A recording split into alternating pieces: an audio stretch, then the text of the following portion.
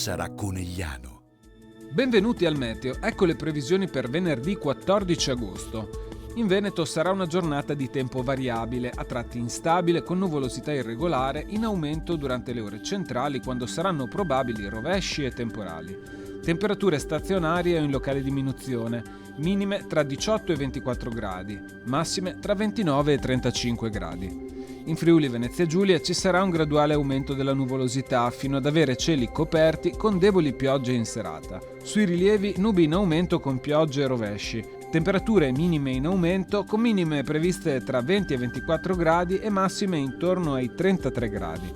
In Trentino Alto Adige ci saranno molte nubi sin dal mattino con un peggioramento dal pomeriggio e rovesci. Sui rilievi cieli nuvolosi per tutta la giornata con deboli piogge dal pomeriggio. Temperature minime stabili, minime intorno ai 18 gradi, massime tra i 29 e i 32 gradi.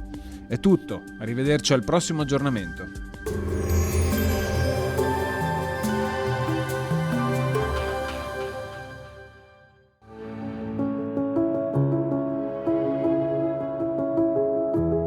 Ad accogliervi sarà Conegliano.